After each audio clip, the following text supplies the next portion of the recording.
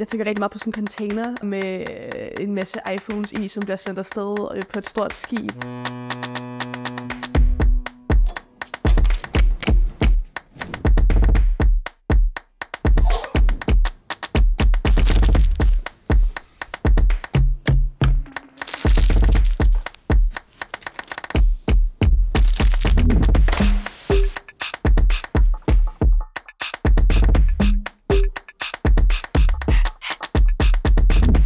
I får lige et par minutter til at gå de her ord igennem, og så skal vi bare skrive jeres tegner.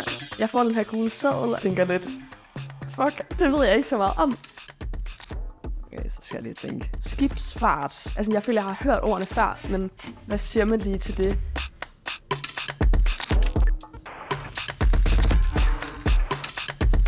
Når jeg tænker rederi, så tænker jeg sådan nogle kontorer, der sidder og holder styr på containerskibene og bådene. Det er dem, der sidder bag det og ligesom styrer det hele. Det første, jeg tænker på, når jeg tænker på shipping, er noget med skibe. Når man bestiller ting på nettet, så shipping 49 kroner, eller et eller andet i den stil. Shipping, det er ligesom en branche. Og hvordan skibe ligesom kommer fra A til B, og sådan noget med import og eksport. Ja, så shipping, det er det hele, hvis man kan sige det sådan. Det er både bådene og handlen.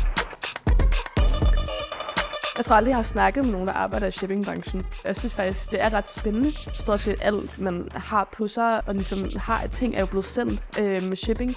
Og det tænker man bare ikke rigtig over i ens hverdag, hvor stor en del det egentlig er.